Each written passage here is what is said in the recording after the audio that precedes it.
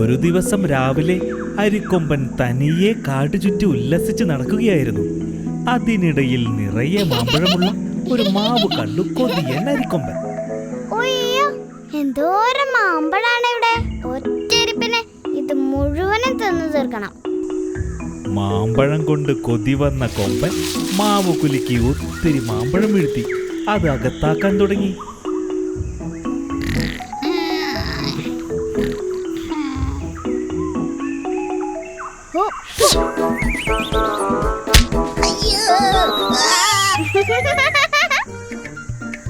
ഉറങ്ങാനും സമ്മതിക്കില്ല.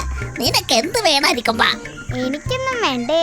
നീ ഉറങ്ങുന്നത് കണ്ടപ്പോ നല്ല രസം. മനുഷ്യന്റെ ഉറക്കവും കളഞ്ഞു ഇരിക്കുന്ന കണ്ടില്ലേ അവൻ. വച്ചിട്ടുണ്ട് കള്ള കൊമ്പ നിനക്ക്.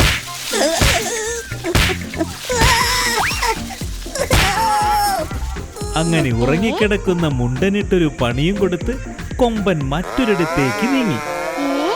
അതെന്താ ആ ശബ്ദം? ഇതുവരെ കേൾക്കാത്ത ശബ്ദമാണല്ലോ ഇത്. എന്തോ ആപത്ത് നടക്കുന്നുണ്ടല്ലോ. എടാ ശംഭു, വേഗമാകട്ടെ. ആരെങ്കിലും കണ്ട നമ്മുടെ കാര്യം പോക്കാ. ബോസ്, ഇങ്ങനെ നിന്ന് കൽപ്പിച്ചോ? കഷ്ടപ്പാട് മുഴുവൻ എനിക്ക്. അപ്പോ ഇതാണ് കാര്യം. ഇവന്മാരൊരു പാഠം പഠിപ്പിക്കണം. കുട്ടുവിനെയും മാളുവിനെയും വിളിക്കാം. ഇതെന്ത് സാധനം? മുമ്പെങ്ങും ഇവിടെ കണ്ടിട്ടില്ലല്ലോ. ഈ യന്ത്രം എങ്ങനെയാന്ന് ഓണാക്കുന്നേ?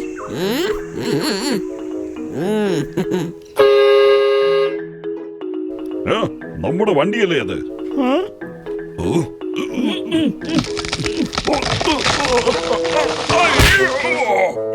എടാ ശംഭു, രക്ഷിക്കടാ. അയ്യോ ബോസ്,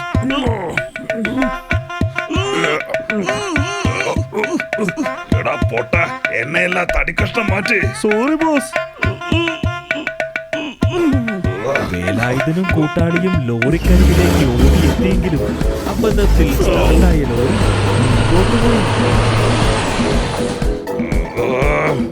നോക്കി നിൽക്കാതെ പിടിയണവനെ. നിക്കടാ.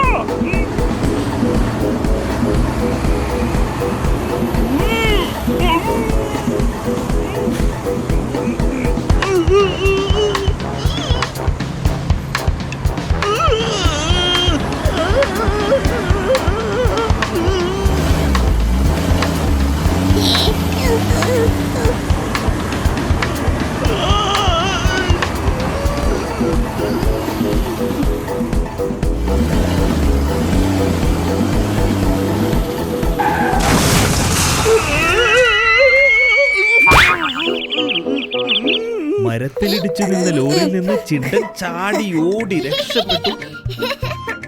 അരിക്കൊമ്പൻ മരം വെട്ടുകാരെ തുരത്താൻ സഹായത്തിനായി കുട്ടനെയും മാളുവിനെയും വിളിക്കാൻ അവരുടെ വീട്ടിലേക്ക് ഓടി.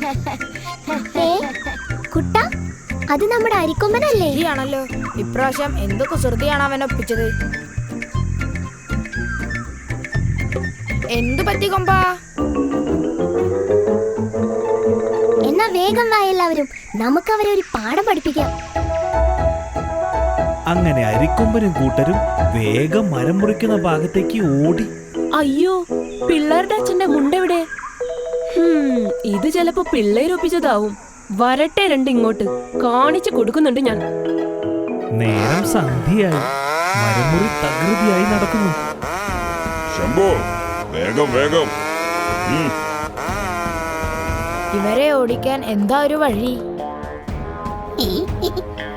ചിണ്ടനെ കണ്ട അരിക്കൊമ്പന് പെട്ടെന്നൊരു ഐഡിയ വന്നു. അവനെ അടുത്തേക്ക് വിളിച്ച് സ്വകാര്യം പറഞ്ഞു.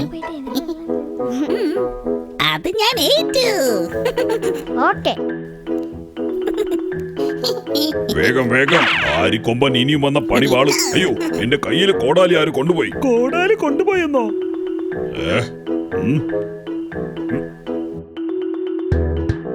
നിങ്ങളിവിടെ നിന്നോ, ഞാൻ ഇപ്പൊ വരാം.